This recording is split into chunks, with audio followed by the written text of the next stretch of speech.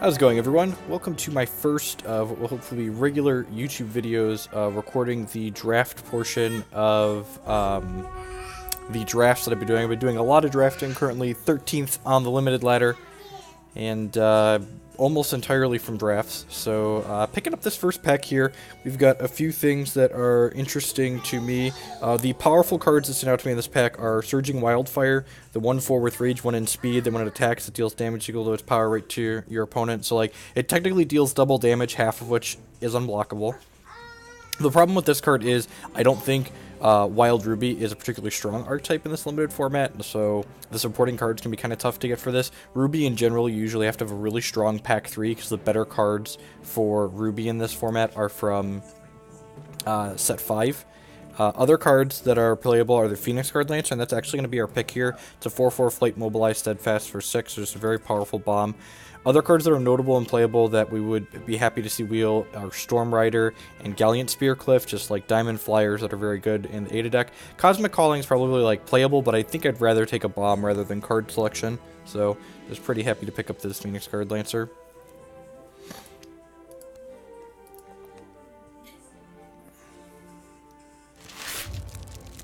Alright, and super happy to have moved into this archetype. Looking at this pack's fantastic for us. Decree of Banishing is just one of the best removal spells in the format, and uncommon. It's just like a 2-cost void target thing. There isn't a ton of constant removal that sees play, so this is great. It's usually just like 2-cost fixed target problem at a basic action speed. Other cards I'd be interested to pick up in this pack are Vigilant Duskwing and Gallant Spearcliff, like I mentioned in the last pack. Both of these are just like quality top-end bombs. A 3/5 flyer that readies every turn, so it's basically steadfast, and it can also help enable Mobilize. And then the Spearcliff is like a 3/5 for 5 because of its Valor, but you can pay it over multiple turns, or like make one of your other troops bigger, like kick your Lancer up to a 5/5. Other cards of note, Sweep Away is playable. A lot of times the first 1 or 2 are good. Outflank, playable Combat Trick because it has Mobilize, gives it your +2/+4. Friar Tusk is a card I almost never start in my main deck, but it's very good against the Dreadling decks in the format.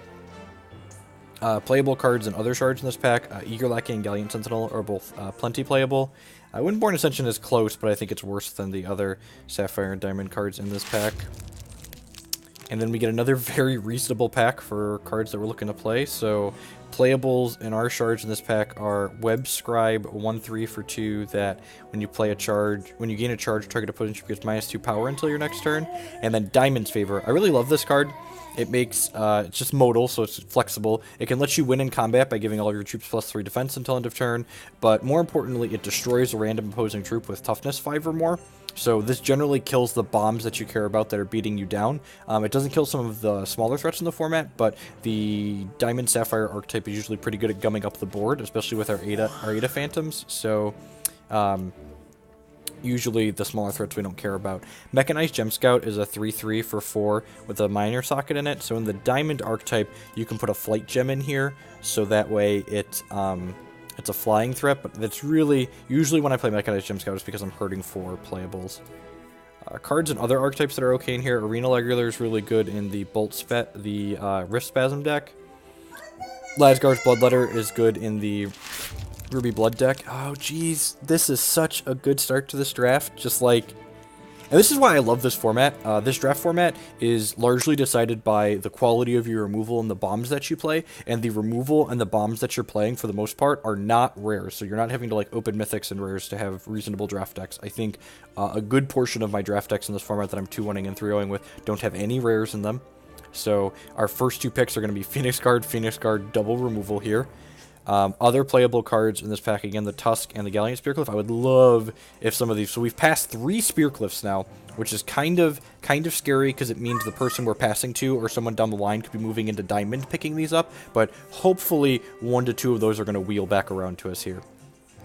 The Diamond Sapphire archetype to be really successful, you need 3 key components to it, and we already have 2 of those, which is great considering we're only 4 picks in. You need quality removal, you need bombs, and then you need some card advantage. This pack, again, we have a Web Scribe here, which is just a playable 2-drop. You want some amount of 1/3s and 1/4s on the second turn of the game to kind of gum up the board to stop your opponent from getting in. So Web Scribe's good at that. It also reduces the power of the troops. Razor Edge Duelist is another very reasonable 2-drop just because it gums up the board for us. But I'm actually going to take the Shackling Strands here. It's a 2-cost basic action that target troop gain at the start of each combat phase exhausts this. So if your opponent's not in diamond, they generally can't revert their troops. So this is essentially a 2-cost piece of removal, which is fantastic. Blindside is also a playable combat trick. Ready target exhausted troop you control gets +3/+3 until end of turn. I'm going to take the Strands, and we're hoping the Web Scribe, the Duelist, the Blindside, or the Ascension Wheel. So likely going to get a second playable out of this pack when it comes back around. We're bound to get a kind of mediocre pack here at some point, right? So, as far as our shards are concerned, I've played Arachnids before in decks where I'm kind of light on playables. It's just a 2/4 for 3, so it's really good at gumming up the board, like I said we want to do. Generally, you want to kind of make the ground messy and then attack your opponent in the air in this archetype, so... These draft videos are probably just going to end up with me teaching you 20 different ways to force Sapphire Diamond control, but we're not forcing it in this draft. Like, we're very clearly just, like, opening everything great and getting past. Sapphire's Favor is kind of mediocre. Gain 2 charges, stun each opposing troops with power unless interrupt all basic actions. Maybe I'm going to draft this. Like, nothing else in this pack is particularly impressive, and we don't necessarily have to play it, but that card might be fine. This is the most important thing I can teach you while drafting. Draft more coins. Because these packs have 17 cards in them, and you're generally playing 18 or even 19 resources in a lot of the decks, you're always going to have more playables than you know what to do with, which means the opportunity cost of being able to upgrade a standard shard to a coin is huge. Like, it's huge. Like, you're always going to be cutting playables at the end of most drafts, whereas, you know, you're always going to need to play more resources, so... this pack, it could be the Talon Watchkeeper, which is a 3/2 flight defensive. Then this can attack as though it didn't have defensive when you have another Watcher or a Hunter in play. The Arachnid's kind of mediocre, like I mentioned earlier, and we don't have a ton of 2, so like playing a Watcher early can let you mobilize your Phoenix Guard Lancer on 4. So I think I'm going to actually pick up this Watcher, and if we start picking up Watchers early, like we're still kind of early in pack 1, this is only pick 8, so if we get like 3 to 4 Watchers, this card's actually very good when you get multiples of it, because, you know, if you just like go Watcher on 2 into Watcher on 3, you're just like, alright, I played 3 Power Flyers on turns 3 and 2, so might as well.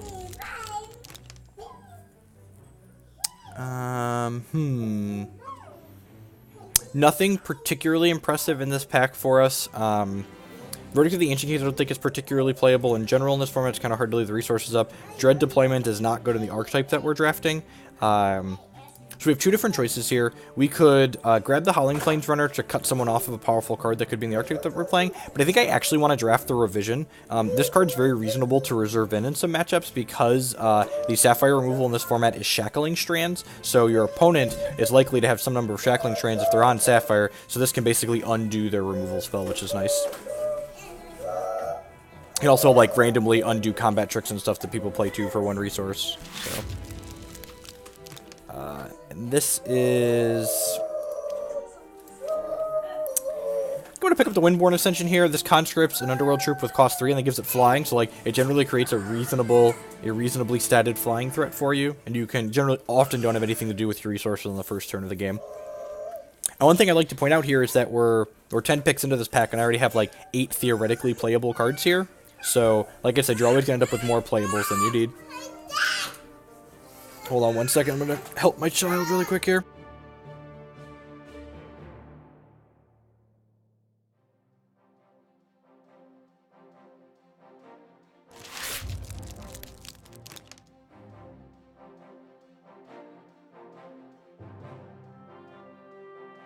I can't see myself ever reasonably boarding in 2 copies of Revision, so I'm just going to cut the Bloodletter just because it's one of the better cards in this archetype, so I would like who's ever drafting that archetype to have a worse deck. While you can play against people outside of your pod in the Draft Gauntlet format, you're often going to have your first match against someone inside of your pod. Happy to pick up this Friar Tusk here. So, like I said, this is like 2-3 life drain for 4, like plenty reasonable to board against the Dreadling decks in the format. One thing I've taken note of here is that we're back into the packs we've already picked from, and all of these Gallant Spear Cliffs are gone. So we're probably going to be fighting, we're definitely going to be fighting with people for diamond cards in the next pack. So hopefully we get some strong Sapphire to come around our way. Wakuna Lookout's actually like an okay card, and we're a little bit light on cheap 1 and 2 drops to like go up the board early. If you put the Gem of Protection in this, it's a 1/3 for 1, which is just like fine, like blocks Dreadlings, and we're kind of not unhappy to spend a card just like mucking up the board, like I said. Ideally, we'd like to get some, like, and at this point, I think I'm going to put the 2/4 in the deck, and that's another reason to pass the Arachnids, because they come back around.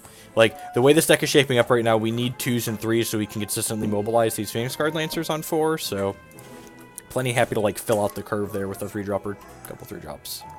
We're still lacking some card draw. Would love to open a Consult the Talons, or Consult the Council, whatever that card's called, or Sky Spire Scholar, or Astral Sight in the pack 3 from set 5. And I'm grabbing the off-shard card here because it's like the better card. That other, I should have zoomed in on it to show you, but that other card was not particularly good. Let's grab the last Chafe here and then get to pack 2. Hopefully open a bomb or 2. Alright,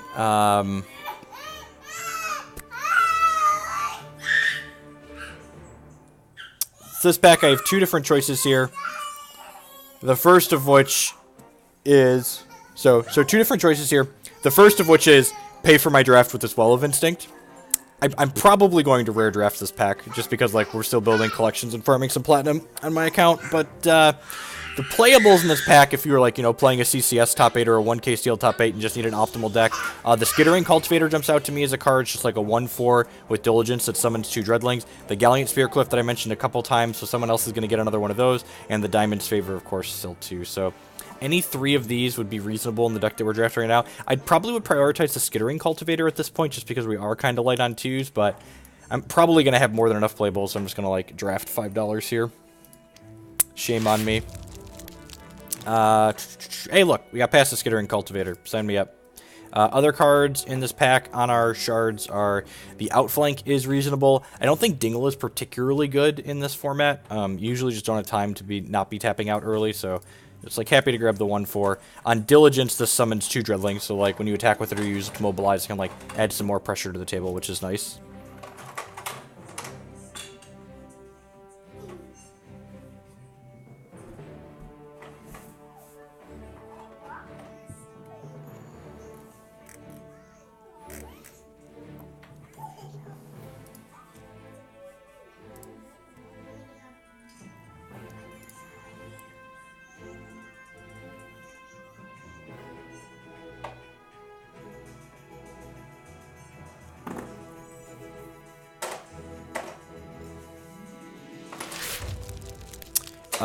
So Storm Rider is a card that we saw in our first pack, and this card, or one of our early packs. This card is very good. It's a 2/2 with Flight that is a 1-shot revert target troop. It's good for this against other Sapphire decks for the same reason I mentioned the Revision card was playable out of the reserves. So just like, not to mention just like a reasonably setted card, like a 3-cost 2/2 flyer is plenty reasonable in most formats, and that includes this one. So happy to grab that. It fills out our curve nicely, because again, we want 2s and 3s so we can play our Phoenix Guard Lancer on 4 consistently with Mobilize.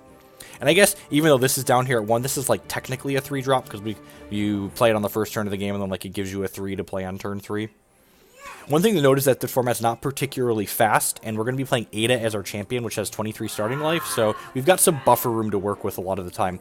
There isn't a ton of Ruby actions, like Blazing Hammers and stuff like that, since there's only 1 pack 5, so a lot of the times if you can stabilize against the aggressive decks, you're not in too much danger of getting burned out, even if your life total is, like, a little bit on the lower side.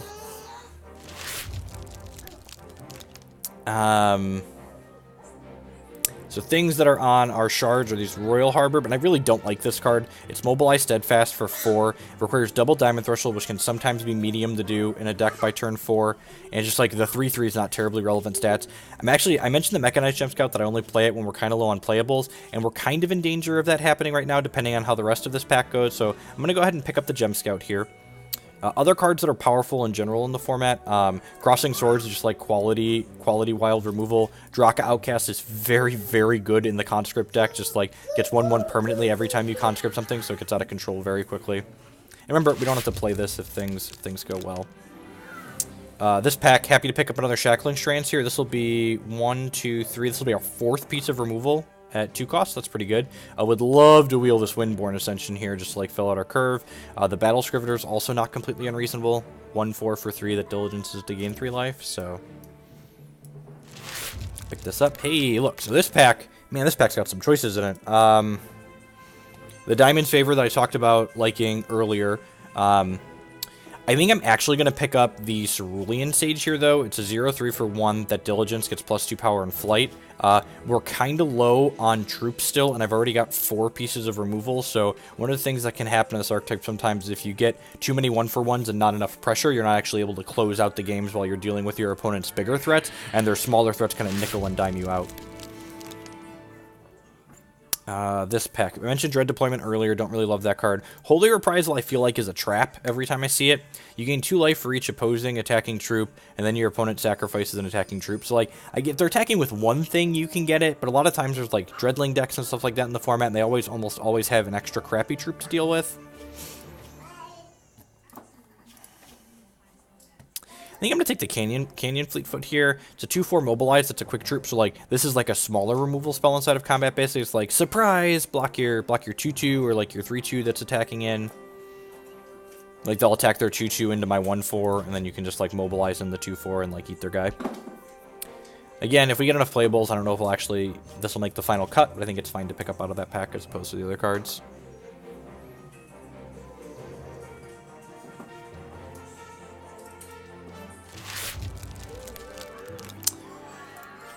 This card is great, and the fact that we're seeing it pick, what is this, there's 10 cards in this pack, so this is 8th pick, we're the last person to pick a card out of this pack. It makes me very hopeful that we're going to get a lot of good Sapphire cards in the next pack. So it's a 3-3 with Mobilize and Flight for 5, so if you have a 1-drop or a 2-drop, this is a 3-3 flyer on the 3rd turn of the game, which is very powerful. I've actually first picked this card before, like pack 1, pick 1, just like snapped the Cloudbounder off. One thing that's kind of worrying about our deck is the same thing that was true after pack 4, or pick 4, is still true now. We have some good top end, and we have some quality removal. We don't have any card draw in our deck right now, so... And we've seen all of these packs. We didn't see any Skyspire Scholars, so I wonder if someone else was picking them up, or just didn't open any. I'm going to go ahead and grab the Zenthos Hunger here. There's nothing really in this pack. The only thing on our shards is the Shroud. I don't think that card's particularly great, so... I'm gonna grab that. Same thing again here. I don't like Verdict the Ancient Kings. I'm just going to cut the Arena Regular because I think it's the best Ruby card in the pack. We've got 16 playables out of here. Playables with the Canyon, Wood Fleetfoot, and the Mechanized Gem Scout. So ideally, I'd like to play at least 18 resources in this deck. So that means we're going to need 6 playables out of the next pack in order to make this deck reasonable. And on the off chance we get less than that, Revision, Okuna Lookout, and Friar Tusk are like all theoretically main deckable.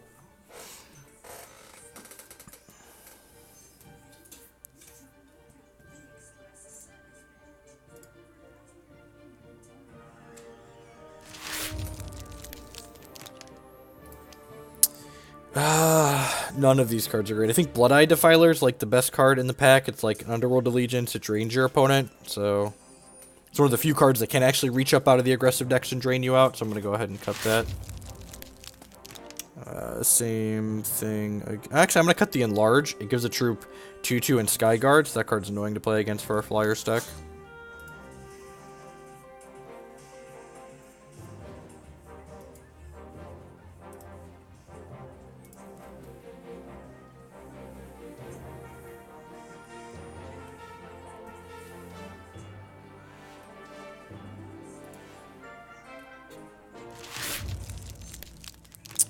I'm gonna grab the Barrier Bot.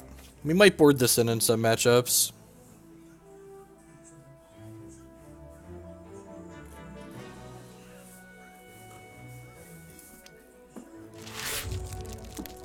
I'm gonna take the Rakano Glider because again, it's just like a flying troop that like blocks our other flying guys. Just picking up the dredges at the end of the draft here. All the barrier bots are belong to us.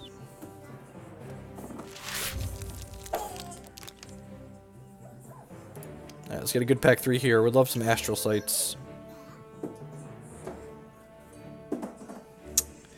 This pack's kind of mediocre. The rare is not on Shard, and this card is like okay. I don't think Battle Hymn is great. Triple Diamond can be kind of hard to get, and it's a basic action, so you can't use it as a combat trick, which is a real letdown. Gyronaut requires you to sacrifice an artifact in order to ready it every turn, so I don't think that's particularly good. Jet Cadet's actually fine. It's just like Jet Cadet actually allows us to go like flyer on 1, flyer on 2, flyer on 3. So just like Jet Cadet could enable some really nice curve out here. Crackling Tide's like medium but not great. Gust Mage is fine.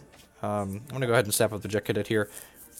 Like I said, we really need some card draw in Astral Sight. I think it's actually the best card draw in the Ada deck because in addition to drawing 3 cards, it gives you 3 charges, which is usually, you know, more Phantoms a lot of the time on turn 6. So would love to get 1 to 2 of those.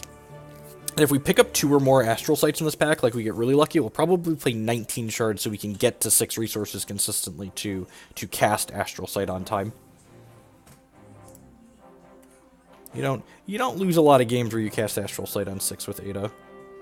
If you have like a reasonable bottom. And our curve's looking pretty good too here. Remember, these Phoenix Guard Lancers are basically 4 drops because of the amount of 2s and 3s that we have.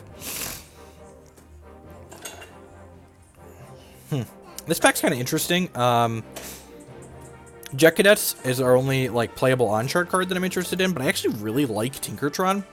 It's a 2/2 for 3 that can give you a temporary resource, gives you a charge, or fixes your thresholds. I think I'm actually going to grab the Jet Cadet just because this deck is feeling a little bit more aggressive than a lot of them, and like having a 2-power flyer on 2 into another flyer on 3 seems good. Maybe we'll get lucky in the Tinkertron wheel, but I think I want to snap up the Jet Cadet because it'll be better in our deck overall. Especially with like Cloudbounder and Phoenix Guard Lancers here, like we can apply a lot of pressure very quickly in the air with this deck. Would not fault anyone for taking the Tinkertron there, though, by any means. If we already had an Astral Sight, it's like triple Sapphire, so maybe I'd consider taking the Tinks, but I think Jet Cadet is what we want. Paragam Shift. Put target opposing troop into its controller hand. It gets each opponent puts a troop from their hand into play. This is like worse than Sweep Away a lot of the times in this format. I think I'm going to grab the Lawify here.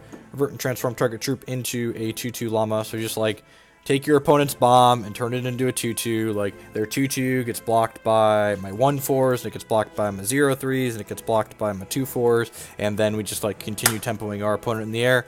A lot of the other decks in this format don't have a ton of flyers as well, so you can just, like, Lamify their 1 flying blocker and just, like, continue hitting them with your evasive threats.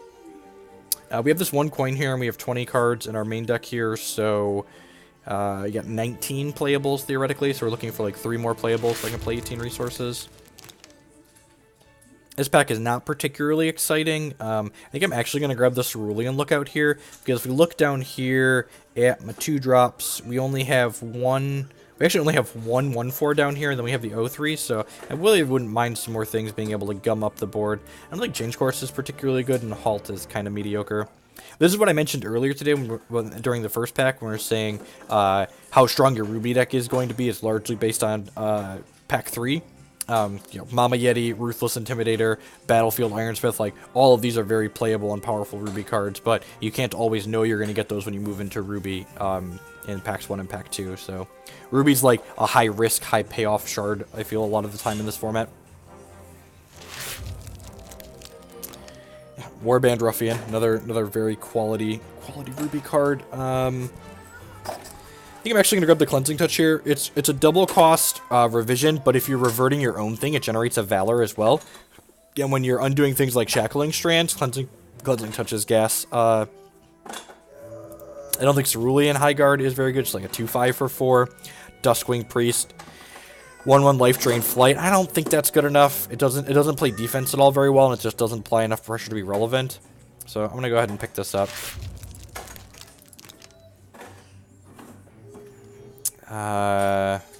Ashen Gravebane, 2/4. It can either be a flying or cleanse the tombs to void all the cards of the discard pile. I don't think Mind Call and Chimera Strike are very good. I'm actually going to pick up the Patrol Bot here, just because it'll help enable some more, like, aggressive curves out of us. I'm going to hide this Arachnid for now.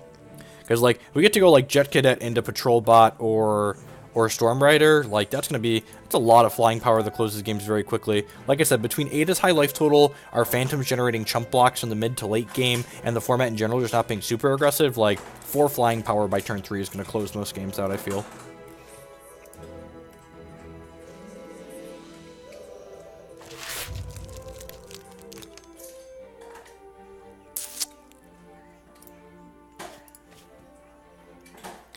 I feel like this is worse on average than just like the 2-4 I just hid, so I don't want that. Duskwing Priest. Yeah, I mean, I guess it's a flying power guy. We don't have to play it in the final cut, in the final draft of the deck, and see how that goes.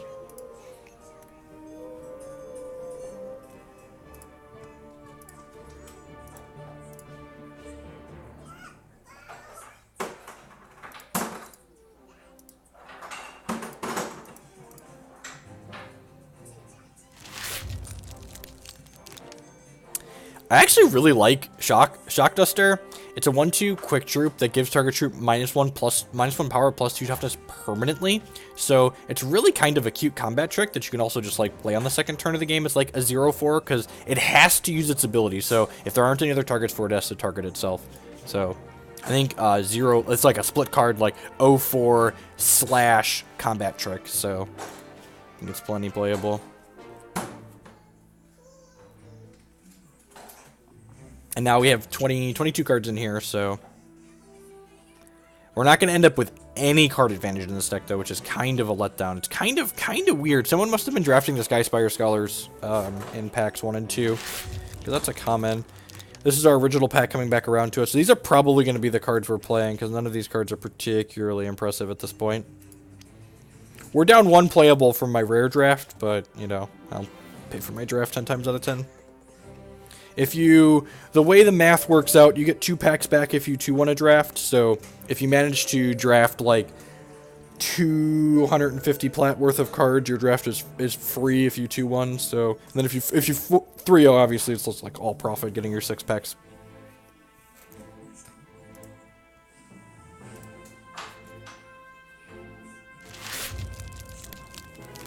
Yep, nothing particularly interesting in here. I'm gonna draft the Ashwood Transmuter. It's the best card in the pack.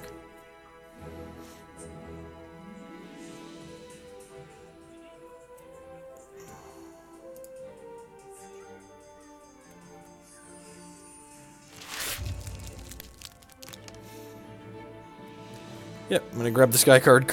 Just like cut things that can block my idiots.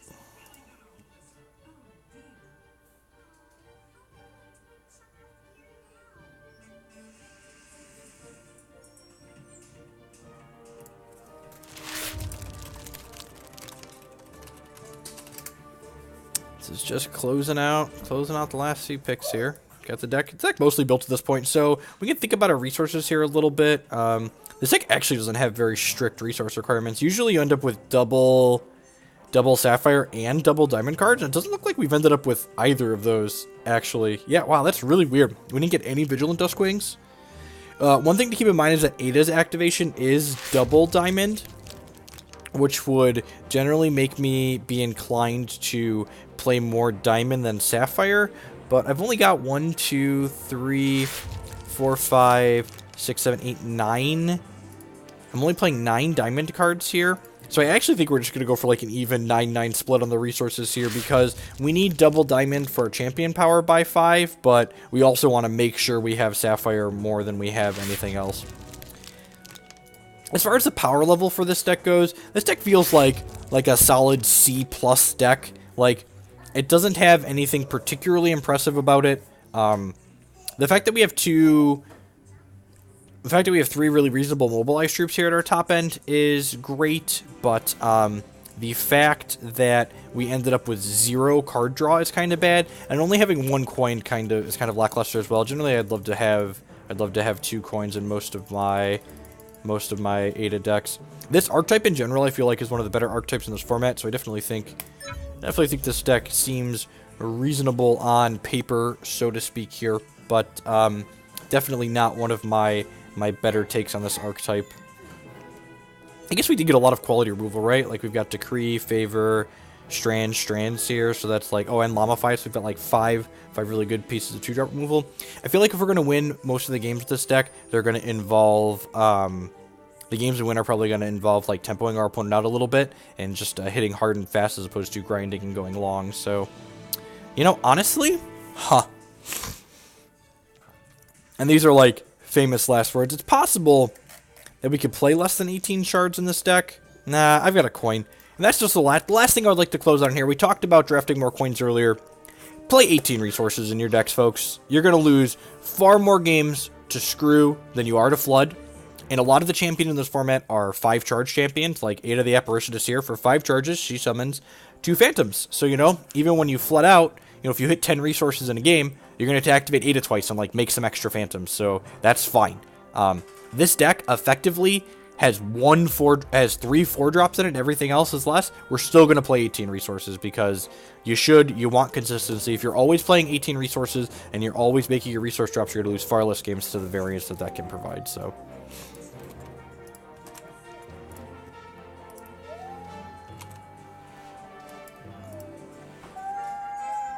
Alright, with that, folks, I hope you enjoyed yourselves, and I will catch you tomorrow for another draft video. Thanks for checking out the YouTube channel.